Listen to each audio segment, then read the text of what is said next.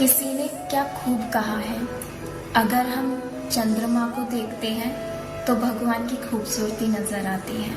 अगर हम सूर्य को देखते हैं तो भगवान का तेज नजर आता है। और अगर हम खुद को आईने में देखते हैं तो भगवान की बहुत खूबसूरत रचना नजर आती है। राधे राधे। ये पुराने जमाने की कहानी है। एक किसान था, वो रोज सुबह अपने कंधे पर डंडा रखता, उसके दोनों तरफ घड़े लटकाता और नदी से पानी भर के अपने घर तक लेके जाता। घड़े काफी पुराने हो गए थे, तो घड़े, एक घड़ा उनमें अच्छा था और एक घड़ा उनमें फूटा हुआ था। जो फूटा हुआ घड़ा था वो काफी निराश रहता, क्योंकि उस घड़े का जो पानी था वो रिसता रहता और घर तक जाने तक सिर्फ 1.5 घड़ा ही पानी पहुंच पाता। ऐसे करके एक दिन घड़ा काफी निराश हो गया। वो निराश बैठा था कि मैं किसान की मेहनत को बर्बाद कर रहा हूँ। वो निराश बैठा ही था कि जो उसमें से सही घड़ा था वो उसका मजाक बनाने लगा कि देख, एक दिन किसान को तेरे बारे में पता लग ही जाएगा और तुझे वो फेंक देगा। तो किसान की मेहनत को बर्बाद करता है। घड़े को काफी बुरा लगा, परेशान हुआ। एक दिन किसान से उस फूटे हुए घड़े ने बोल ही दिया कि किसान, तू मुझे फेंक दे और दूसरा घड़ा ले आ। हाँ, बुरा लगेगा, दुख होगा, लेकिन इससे कम से कम तुम्हारी तो मेहनत व्यर्थ नहीं जाएगी।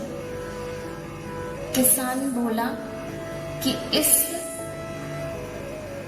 बात पर कल विचार करते हैं,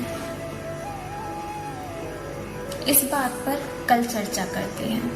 पर कल तुम, जब हम अपने काम पर जाएंगे तो जिस तरफ तुम रहते हो उस तरफ देखते जाना। घड़े ने बोला ठीक है।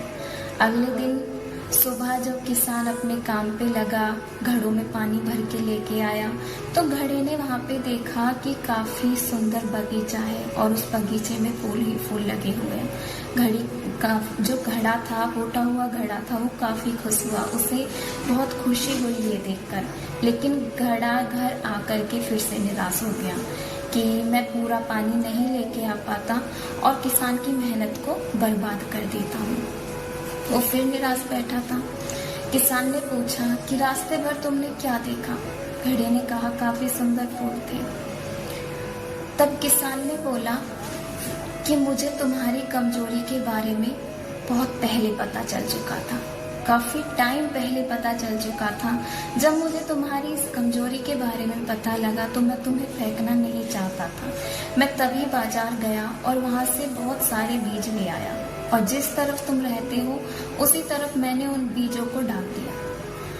तो तुम्हारी मेहनत व्यर्थ नहीं है, तुम व्यर्थ नहीं हो, तुम मेरी मेहनत को बर्बाद नहीं कर रहे हो। तो यही सारी परेशानियां एक इंसान के अंदर भी है। तो ये कहानी सिर्फ घड़े के ऊपर ही नहीं, इंसान के ऊपर भी लागू होती है।